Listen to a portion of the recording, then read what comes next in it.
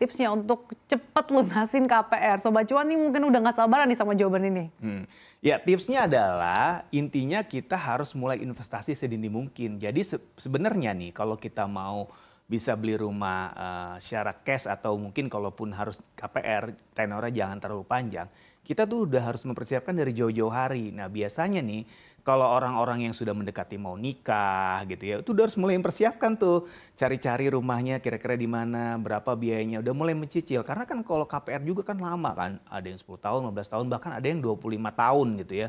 Nah untuk itu makanya kita mulai investasi. Kalau perlu investasi di instrumen yang memang suku bunganya lebih tinggi dari suku bunga kredit gitu supaya lebih agresif akumulasi peningkatan keuangan kita atau uang kita gitu. Jadi secara tidak langsung nanti mungkin DP-nya bisa lebih besar, cicilannya lebih ringan, tenornya lebih pendek. Atau kalau memang uangnya sudah mencukupi kita bisa beli cash. Jadi memang kuncinya adalah harus dipersiapkan dari jauh-jauh hari. Uang kita kalau bisa diinvestasikan gitu ya supaya akumulasinya lebih cepat sehingga kita bisa cepat beli rumah juga. Minimal kalaupun harus kredit tenornya jangan terlalu panjang dan bisa Maksimal biasa berapa tahun tuh Mas?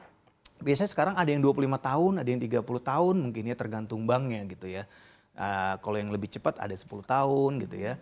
5 tahun juga mungkin ada tapi jarang banget gitu. Biasanya orang ngambil tenor-tenor panjang kalau kredit atau KPR itu karena memang untuk bisa dapat cicilan yang lebih ringan gitu ya. Nah alokasi kita dari pendapatan bulanan tuh biasanya maksimal berapa persen sih Mas untuk menyisihkan bayar KPR ini? Sebenarnya kalau dari sisi perencanaan keuangan, cicilan kredit yang kita bayarkan maksimal dari penghasilan kita itu 30% per bulan gitu. Jadi kalau misalkan gaji kita 10 juta, ya udah maksimal 3 juta kita cap untuk pembayaran cicilan kredit. Itu untuk KPR, kalau ada KTA atau kendaraan bermotor gitu ya. Jadi maksimal 30%. Jangan lebih dari 30%. Karena kalau lebih dari 30% demi biar pelunasannya cepat ini gimana Mas? Ya berarti ada pengeluaran lain yang harus ditekan. Nah. Misalkan kayak biasanya nge-mall setiap minggu, mungkin jadi sebulan sekali gitu ya. Supaya uang-uang yang memang dirasa tidak perlu atau latte faktor disebutnya kalau di sisi perencanaan keuangan bisa kita sisihkan untuk pembayaran kredit kita gitu ya. Misalkan tadi biasanya ke kantor let's say naik mobil pribadi atau naik taksi ya kita naik transportasi umum misalkan Transjakarta atau LRT, MRT yang jauh lebih murah. Jadi memang harus ada sacrifice yang kita lakukan supaya kita bisa melunasi KPR lebih cepat gitu dibandingkan harus mencicil dengan tenor yang lebih panjang gitu. Oke, mungkin tadi yang juga sudah disampaikan Mas Ai adalah memiliki hunian ini kan jadi cukup prioritas ya, apalagi kalau sudah berkeluarga. Nah, tapi gimana sih tips and trik kita nih untuk memilih promo KPR tanpa embel-embel biar nggak nanti pusing ke depannya?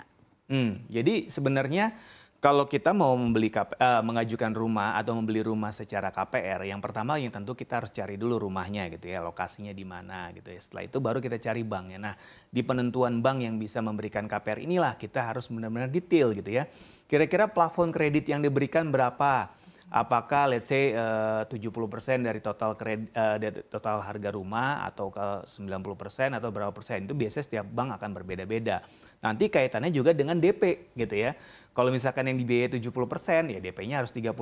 Berarti kan kalau 90% DP-nya bisa 10%.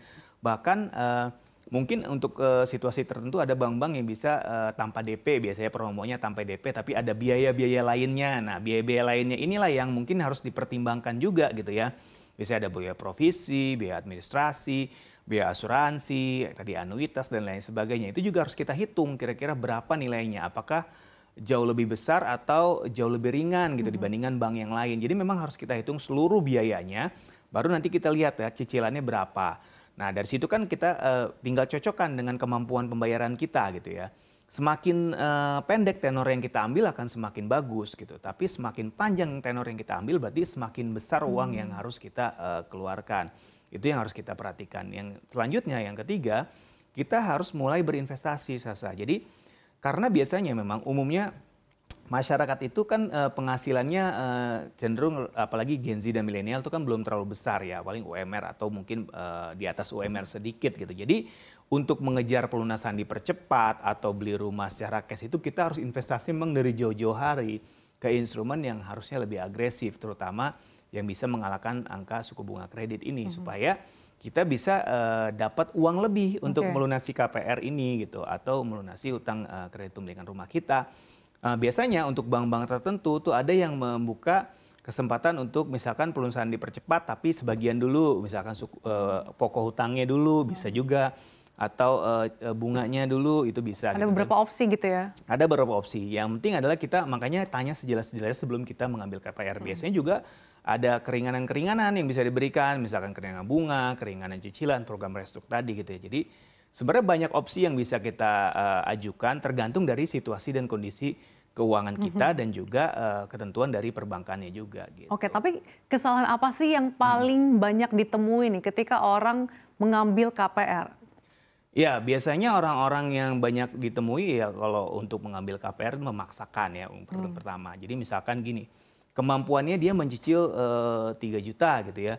Dia ambil misalkan KPR yang harga rumahnya lebih mahal gitu ya, misalkan di atas itu. Nah, ini udah pasti udah salah gitu. Walaupun di awal-awal biasanya ada promo tuh, bunga promo, oke masih masuk 3 juta. Ketika sudah masuk floating, tiba-tiba misalkan 5 juta, 6 juta di luar kemampuan dia, itu kan jadi pusing juga gitu ya.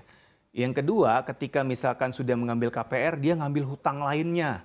Misalkan KTA, itu juga harus kredit diperhatiin mobil, ya. itu harus diperhatiin karena mencukupi nggak dengan penghasilannya dia. Jadi kadang-kadang memang gaya hidup ini mendorong orang tuh untuk cepat-cepat mempunyai barang tertentu ya, rumah, mobil biasanya kan, atau kan mungkin yang lainnya gitu ya, yang memang ingin dimiliki gitu. Nah ini juga bisa jadi pertimbangan kita kalau misalkan biasanya kan KPR ini cicilannya lumayan besar ya, kita tunda dulu deh ambil utang yang lainnya gitu ya supaya KPR-nya lancar gitu, jangan sampai nanti putus di tengah jalan. Yang ketiga, orang-orang yang tidak investasi.